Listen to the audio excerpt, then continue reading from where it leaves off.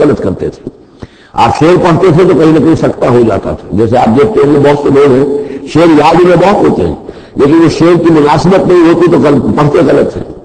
اسی طرح واقعہ ہوا کہ حضور شعر پڑھا اور اس میں غلطی ہو گئی, وہ سکتا ہو گیا, وہ شعر جو بے بدل ہو گیا.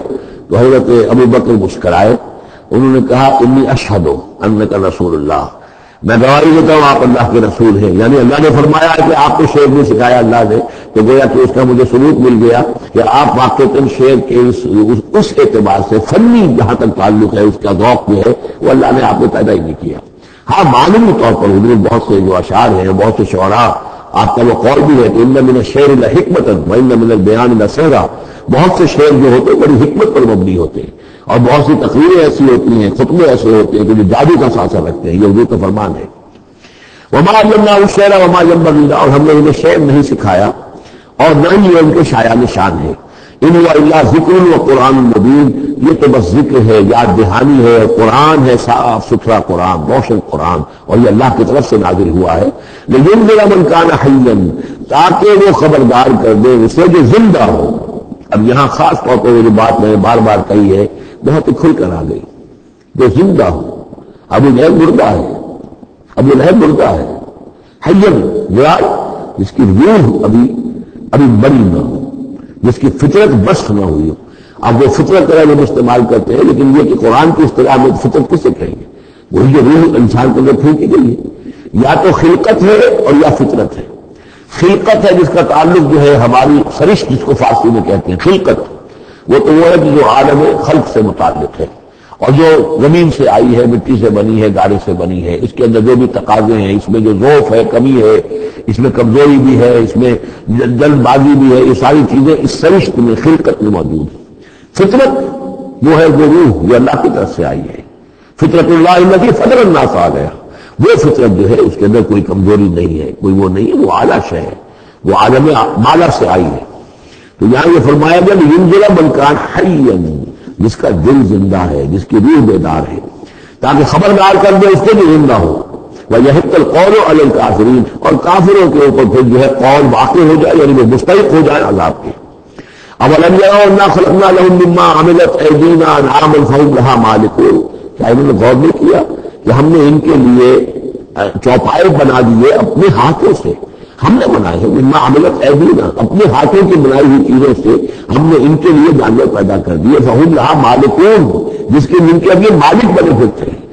یہ بھینسیں ہیں, میں اس کا مالک ہوں, یہ گائے ہیں, یہ میں مالک ہوں, یہ ریوڑ ہے بکریوں کا, ان کا میں مالک ہوں, یہ گھوڑا ہے, میں اس کا مالک ہوں. بنائے کس نے؟ اللہ تعالیٰ نے. اولم یروا خلقنا لهم مما عملت ایدینا, تخلیق تو ہماری ہے. انعاماً, چوپائے بنائے ہیں, فہم لہا مالکون, وہ اس کے مالک ہیں. وَذَلَّلْنَاهَا لَهُمْ فَمِنْهَا رَكُوبُهُمْ وَمِنْهَا يَأْكُلُونَ, اور ہم نے ان کو مطیع کر دیا ہے, مطیع فرمان کر دیا ہے. کس طریقے سے یہ بھینسیں ہیں اور گائیں ہیں اور اونٹ ہیں اور جانور ہیں, وہ انسان کے کام آ رہے ہیں, انسان کے جو مختلف مقاصد پورے کر رہے ہیں. فَمِنْهَا يَأْكُلُونَ, ان میں سے وہ بھی ہیں جن پر وہ سوار ہوتے ہیں. وَمِنْهَا يَأْكُلُونَ, ان میں سے وہ بھی ہیں جن کا گوشت وہ کھاتے ہیں, جو ان کی غذا بنتی ہے. وَلَهُمْ فِيهَا مَنَافِعُ وَمَشَارِبُ, اور ان کے لیے اس میں اور بھی بہت سی منفعتیں ہیں. کھالوں کا کیا کچھ بناتے ہیں, بالوں کا کیا کچھ بناتے ہیں, بالوں سے کمبل بناتے ہیں, کھالوں سے خیمے بنا لیتے ہیں, کھالوں سے جوتے بنا لیتے ہیں, چوڑوں سے کیا کچھ بن رہا ہے, اور بہت سی چیزیں جو آج کل تو آپ کو معلوم ہے کہ ان جانوروں کی کوئی ایک شے بھی, اب تو خون بھی ضائع نہیں جاتا, اس کو بھی محفوظ کر لیا جاتا ہے. تمام چیزیں کہ انسان کے کام آ رہی ہیں, منافع ہیں اس میں لوگوں کے لیے. اور مشارب, اور پینے کی جگہیں ہیں, ان میں گھاٹ ہے, مشرب کہتے ہیں جہاں پر پیا جائے. ان میں دودھ جو ہے اللہ تعالیٰ نے بنایا ان کے تھنوں کے اندر, یہ جو ہے اللہ تعالیٰ نے بہترین مشروب جو ہے, یہ جس طریقے سے کہ کہیں پر کوئی جگہ ایسی ہو کہ جہاں پر جا کر کوئی مشروب حاصل کیا جائے, مشرب, اور جو اس کے پینے کی جگہ گھاٹ, تو یہ جو ہے کہ ہم نے جہاں ایک لطیف چیز جو پینے کے لیے ان کی بنائی ہے اس کے گھاٹ ہے. وہ جو اسماعیل بیٹھی کی نظم ہے, اس کے دو شعر مجھے مستحضر زیادہ رہتے ہیں, عام طور پر زیادہ تو نہیں ہے, کہ رب کا شکر ادا کر بھائی جس نے ہماری گائے بنائی, اس مالک کو کیوں نہ پکارے جس نے پلائی دودھ کی دھاریں.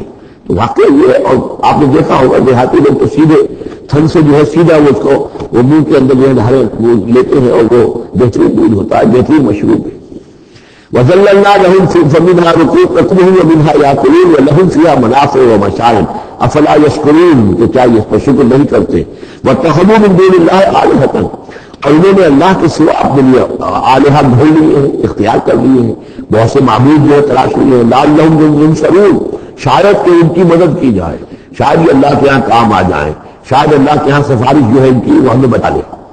لا یستطیعون نصرہم، وہ ہرگز کو استطاعت نہیں رکھتے ان کی مدد کی۔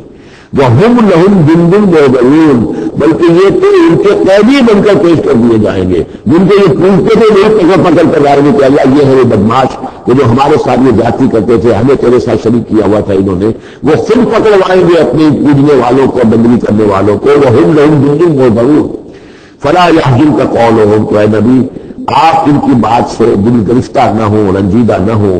انا نعلم ما یسرون وما یعلنون، ہم خوب جانتے ہیں جو کچھ یہ چھپا رہے ہیں، جو کچھ یہ ظاہر کر رہے ہیں۔